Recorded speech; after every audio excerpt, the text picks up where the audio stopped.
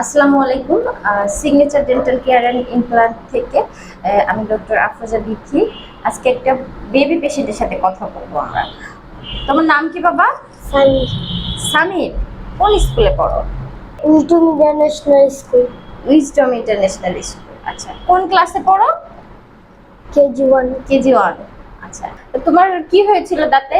আমার এখানে যা আসলা। আমার দাঁতে গত ছিল, ওই জন্য পুছা গেছিল, ওই জন্য আমি খাইতে পারতাম না। পরে পরে হচ্ছে কিছু ঢুকতো। হ্যাঁ, পরে এখানে ফুলে গেছে। ফুলে গেছিল। ও যখন আসছে তখন ওর এখানে পুরো ফুলে গেছিল মুখটা। ইনফেকশন হয়ে দাঁতে ক্যারিজ ছিল, সেখান থেকে ইনফেকশন হয়ে পুরো এই সাইডটা ফুলে গেছিল এবং পুজ হয়ে গেছিল এবং অনেক অনেক ব্যথা ছিল। হ্যাঁ পুজ বের হতো। হ্যাঁ হ্যাঁ। আচ্ছা, তারপরে আমরা ওর ইনফেকশনটা পরিষ্কার করে তারপরে পালপেক্টমি করে দিলাম, দিয়ে পার্মানেন্ট ফিলিং করে দেওয়া হয়েছে। তারপরে 2 দিনের ভিতরেই ওর ফোলা কমে গেছে, ব্যথাও কমে গেছে, ইনফেকশনও ঠিক হয়ে গেছে।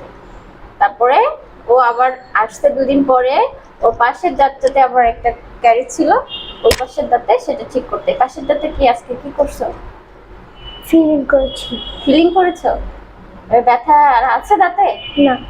এই পাশের দাঁতে কোনো ব্যথা আছে? না। ও আচ্ছা, তো তুমি তো অনেক কিছু শিখলা, কিভাবে দাঁত ব্রাশ করতে হয়।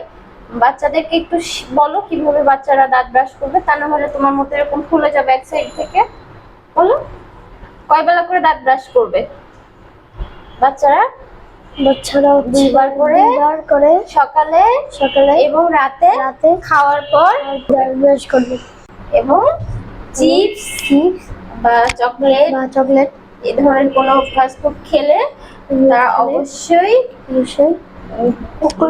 কুলকুচি করে ভালোভাবে মুখ পরিষ্কার করবে। ঠিক আছে? আচ্ছা, বাচ্চাদেরকে বাই বাই দিয়ে দাও। Bye bye. Bye bye.